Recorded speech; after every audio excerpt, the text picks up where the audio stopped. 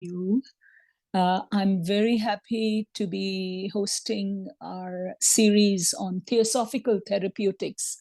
And today is our last set that has been dealing with healing the head, heart, and hands. I would like to, even before I start making some remarks, I'd like to remind all of you to be muted and so that we can hear the speakers clearly. Before we get to the speakers, I'd like to say a few words. This has been a very difficult and horrendous 2 weeks for me because I had to go through two hurricanes in the Florida area. Luckily, I didn't have nothing a lot to worry about. And the two of them were caused by water and wind.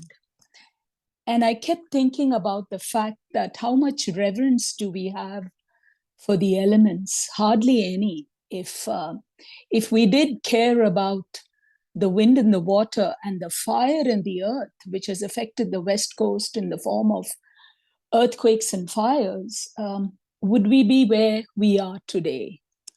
And it is so wonderful to see that when we read some of our students of Theosophy and see what they have to say about it, it's really apropos to what is going on.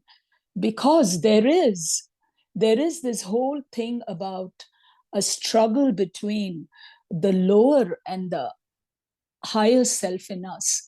The lower self is looking at the greed and the money aspect of building more and more and more and cutting down trees and creating all these kinds of problems, which leads to the flooding and the wind that destroyed all the power lines and created havoc with downed trees in many neighborhoods.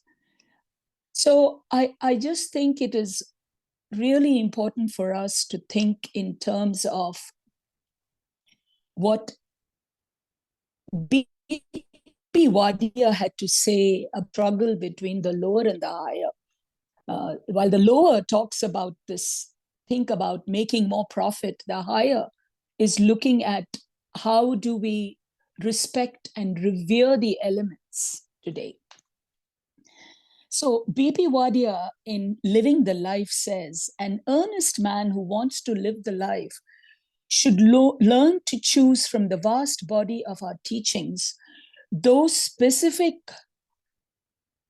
ones which will help and enable him in his struggles against his lower self. All our problems, be they of the ego or of the personality, of the self of spirit or of the self of matter, have their solutions in our philosophy. The infinite complexities of mind and morals are treated therein, and discriminatingly, we ought to search for those which are medicine for our particular ailments. The maintenance of a constant struggle against our lower nature ought to be a scientific process. With many of us, it is a matter of sentiment. A mere desire to keep the body in health does not make it healthy, but a scientific understanding and application of bodily laws prove effective, and so it is with psychic and spiritual health.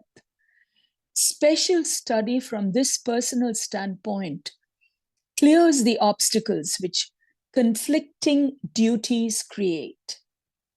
Our lower nature is composed of lives of a lower grade of evolution. Our higher nature organisms are built of intelligences of a more elevated type. Each is trying to manifest its respective property, dharma, and hence the eternal conflict. So I keep thinking about what he says about the scientific process. If we are aware of global warming And even the meteorologists have been talking about it. Why haven't we done more to help nature and work on with her, as the voice of the silence so beautifully states?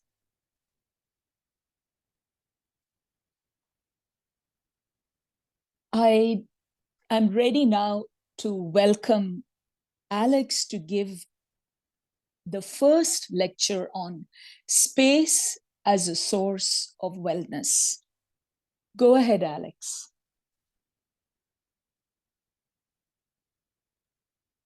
Well, good morning, everybody, and welcome. And thank you for being here, all of you. And today it's kind of interesting because we didn't plan this, but what Shobha just said is a perfect introduction. She spoke about the elements, and we will begin with the father of all elements, space. And in the Secret Doctrine, in page 14 of the Secret Doctrine, I have the book in front of me. That's why I know the page, because I usually don't know pages. But Madame Blavatsky introduces the first fundamental, and then she says, maybe we can call it something like beingness. And then she says, the beingness is symbolized in the Secret Doctrine under two aspects. Or on the other hand, absolute abstract space representing bare subjectivity, the one thing which no human mind can either exclude from any conception or conceive of by itself. And on the other, absolute abstract motion representing unconditioned consciousness. So that's just going to be the core of what we'll be talking today about, this non-duality of absolute abstract space and absolute abstract motion. And we will look upon them from the perspective of view, meditation, and conduct. Those are going to be the three pillars on which we will look at this. So we will begin with the view. What does it mean, view? The view of space, absolute space, and view of absolute abstract motion or unconditioned consciousness.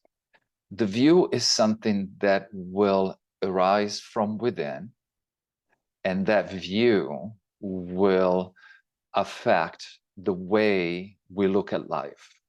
So when we become more and more familiar with space and the characteristics of space, which are pellucidity, transparency, unobstructedness, unceasing, unborn. So those are characteristics of space. So when we look at these characteristics, you see immediately that they are the source of wellness. Why are the source of wellness? Because when you talk about pellucidity, the translucidity, the transparency, that brings immediately to mind the aspect of omnipresence. It brings to mind the falling apart of I and mine, the egocentric, solipsistic aspect of our nature. And in that aspect of I and mine reside the mystery of many of our sicknesses, the egocentrism and selfishness. And space, per se, is the ultimate, you could say, the ultimate antidote to break apart the barriers between self and other. And this idea of pellucidity and the idea of unobstructedness, nothing obstructs space. It's something that permeates everything. And also the aspect of unceasingly present, unborn. It doesn't come from causes and conditions. All our sicknesses arise from causes and conditions. There's a cause, and then there is a condition. And the causes could be searched for in the environment, in the elements that are being, completely turned upside down, and finally in the mind.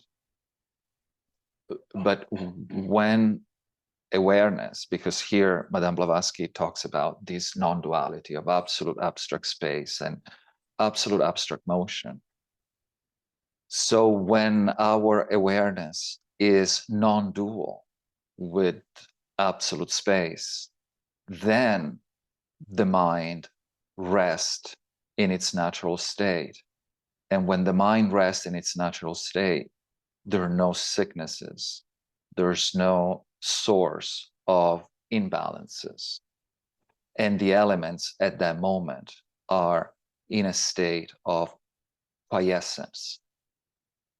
That doesn't mean that we are a wet noodle, spineless or inert. Quite the opposite, because it's the non-duality of absolute abstract space and absolute abstract motion. That absolute abstract motion is the radiance of that pristine awareness, which is the source of all creativity, the source of all aspect of our nature that will manifest in what we call the great virtues, like the paramitas. That's where the paramitas reside. They arise from pristine awareness. The four immeasurables, everything that has to do with the highest aspect of ethics and meditation will arise from this union of absolute abstract space and absolute abstract motion. So that's, you start with that view, the view of looking at life through the lenses of absence of self and other, or our best approximation of it, of course, that aspect of unobstructed, self-occurring wisdom awareness. That brings us to the meditation. What does it mean to meditate on space and consciousness? One point of view, because of course there's as many point of views and there are students in the class today. So, but one point of view is the capacity to sustain the view. So once we understood and we integrated the view, then the capacity to sustain the view, sustain this unobstructed, clear, transparent aspect of our mind, wakeful consciousness. And that's the meditation. You sustain that through the day. So when appearances and phenomena and circumstances arise, we're not knocked out of our course. There is a sense of unwaveringly sustaining that clear, wakeful awareness. And that's the aspect of meditation. That aspect of meditation then translates into conduct. And conduct means stability. So now you have the view, you have meditation that sustains it, and now conduct stabilize the three. It's kind of a synthesis. It's a little bit like the Nirmanakaya. The Nirmanakaya is the synthesis of the other two kayas. So you could say that absolute abstract space is the Dharmakaya. Absolute abstract motion is the Sambhogakaya. And the synthesis of the two is the Nirmanakaya, is the conduct that arises spontaneously by realizing and sustaining that view. So now conduct will manifest in a totally integrated human being, integrated in daily life, integrated in what we need to do, because we're not disengaging from society. We are engaging in society, but now we're engaging from the perspective of the view and the meditation. So you could say that the view and the meditation sustain the conduct, and conduct pays its thanks to view and meditation. They're all in an interdependent dance constantly. So, and this idea of conduct is the idea of stability. And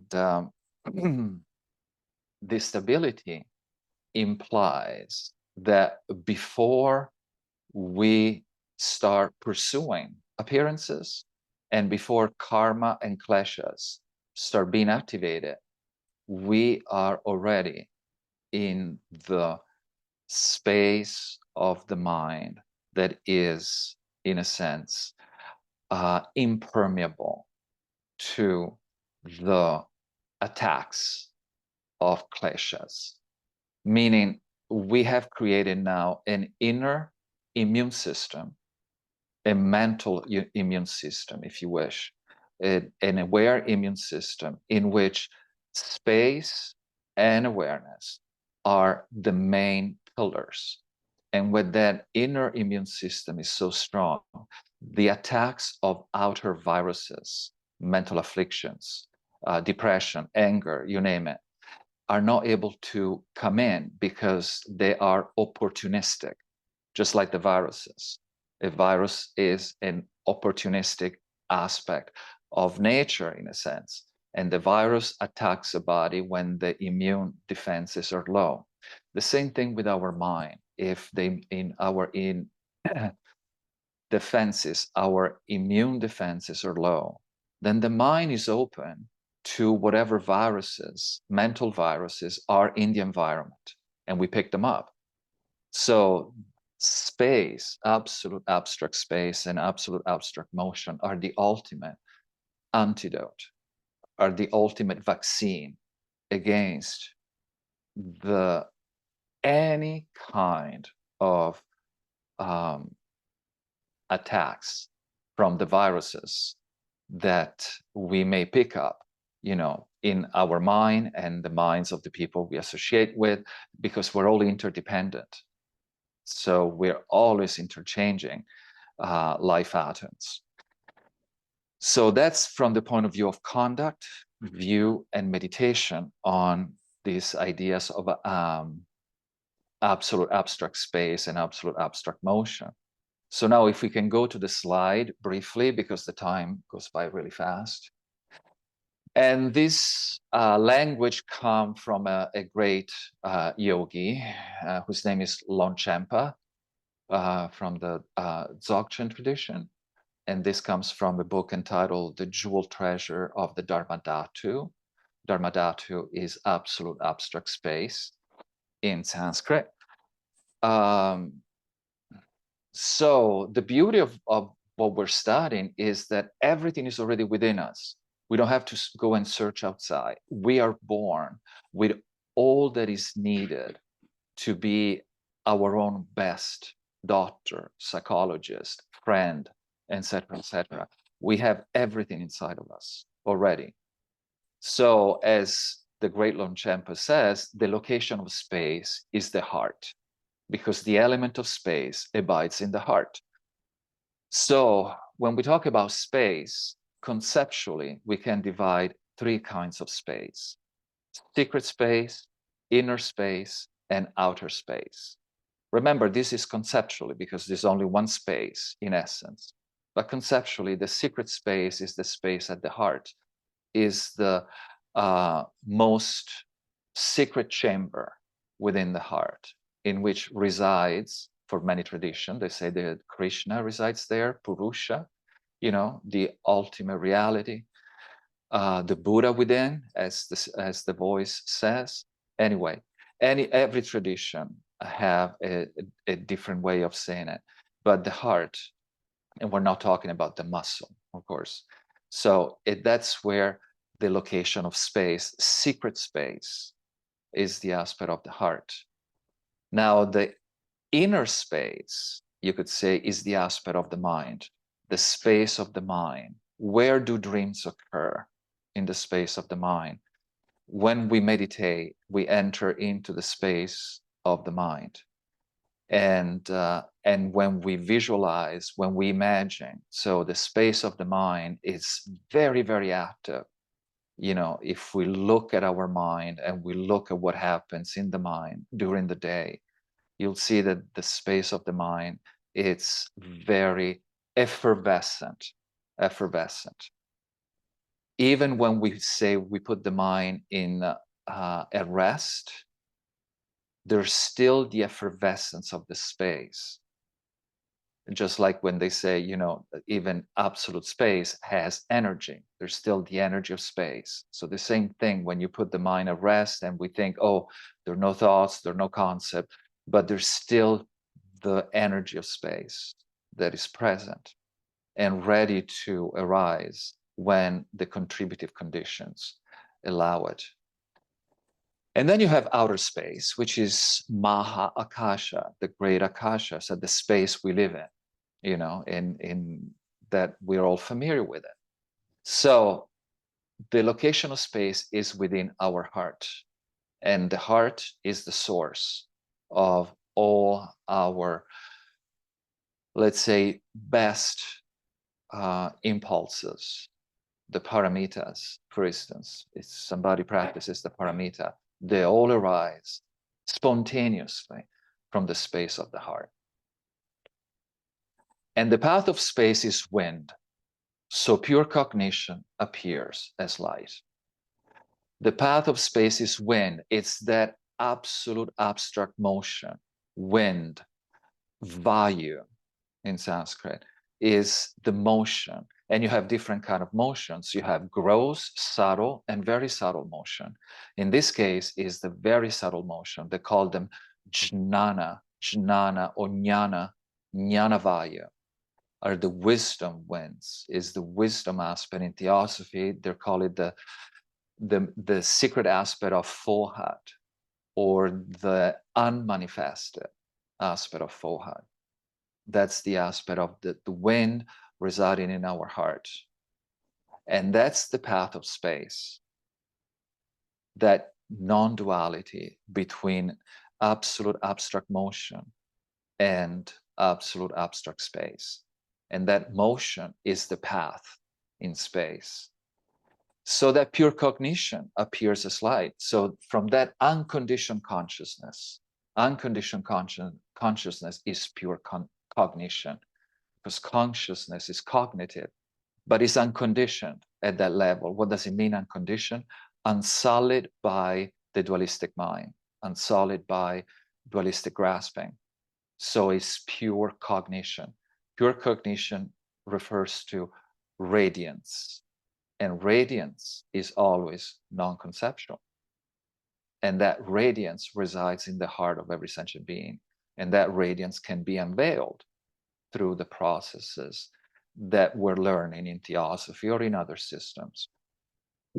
So the path of space is wind, so pure cognition appears as light. So now pure cognition means it's the veils of I and mine, the veils of reification, the veils of concretizing reality by projecting a network of concepts onto a constant flow of cognizance is removed. So reality appears as it is, and that is light. And that light is exempt of any sickness, is the acme of health. Because our bodies become, at that level, bodies of light. So they are impermeable to any kind of sickness. But that is due to the fact that pure cognition is arisen. So health and sickness are, health is proportional to the dissolution of I and mind. And sickness is proportional to I and mind be very prominent in my life. So then at the end, it says, engage within the genuine essence of spontaneous presence. So you see that the idea is to be able to engage in life, to be integrated. It's not about dissociating. It's not about running into caves and meditate all day, separate from suffering humanity. The secret is about being an integrated human. And you engage, and how do I become an integrated human? Is through engaging with that genuine essence of spontaneous presence. And these things need to be identified within ourselves. This is not just an intellectual gymnastics. You know, this whole slide is a meditation that invites the student to take, okay, can identify space within my heart, can identify the wisdom wind, can I identify cognition, can I bring this to bear into my daily activities? Every choice that I make during the day, is it based on clear cognition, or is it based on confused appearances? So that's engaging with that genuine essence, which is within ourselves, unborn, unceasing, the ultimate source of well-being or wellness. And that genuine essence is pervaded by spontaneous presence. Spontaneous because it doesn't come from causes and conditions. Again, we are entering into a dimension of our being that transcends the duality of self and other. And that's why things become spontaneously arising, naturally arising. There's no contrivance, no artifice. And that is a presence. And many times Atman is translated as the ultimate presence. And that's where we live. But I don't know it because my ignorance keeps me from really realizing this.